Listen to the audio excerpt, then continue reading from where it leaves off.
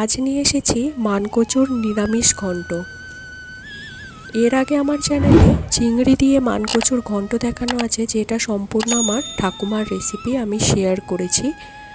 ঠাকুমা নাকি এটা পেঁয়াজ রসুন ছাড়াও অসাধারণ বানাতো। এর জন্য দরকার টমেটো আর কাঁচা লঙ্কার পেস্ট, যেটা অল্প সাদা তেলের মধ্যে দিয়ে কষাতে হবে।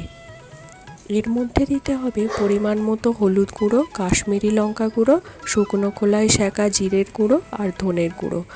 এটাকে কিছুক্ষণ কষিয়ে নেওয়ার পর এর মধ্যে দিতে হবে আগে থেকে সিদ্ধ করে রাখা মানকচু, যেটার জল আমি ফেলে দিয়েছি। এই সবজিটা সচরাচর আমাদের এখানে মার্কেটে পাওয়া যায় না, তাই যখনই আমি এটা সামনে দেখলাম একটু কিনে নিলাম। তখনও আমি জানি না এটা কি বানাবো। তারপর মায়ের কাছে শুনলাম ঠাকুমার রেসিপি, যেটা বানানোর পর অসাধারণ লাগলো। এটা কষিয়ে নেওয়ার পর এর মধ্যে পরিমাণ মতো লবণ আর অল্প চিনি দেব, যেহেতু এটা নিরামিষ রেসিপি। তাছাড়াও যে কোনো রেসিপি যেটা টমেটো বেশ হয়, তার মধ্যে অল্প চিনি না দিলে টক টক খেতে লাগে, খুব একটা ভালো লাগে না। পরে এর মধ্যে দেব অল্প জল, যাতে মশলাগুলো ভালোভাবে মিশে যায়।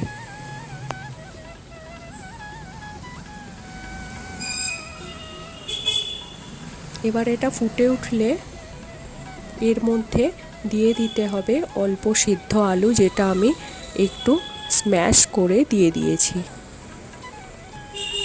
তাহলে এটা একটু ঘন ঘন হবে। আপনারা এটা আলু ছাড়াও বানাতে পারেন।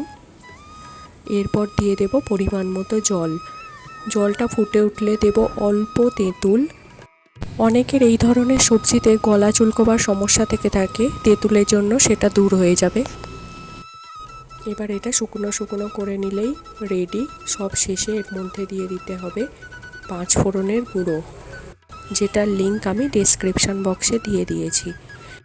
এর মধ্যে অল্প ডালের বড়ি ভেজে দিলেও দারুণ লাগবে। যদি রেসিপিটি আপনাদের ভালো লেগে থাকে, ছেড়ে যাবার আগে লাইক, কমেন্ট, শেয়ার করবেন। আর যদি সাবস্ক্রাইব না করে থাকেন, সাবস্ক্রাইব করে পাশে থাকবেন। Thank you.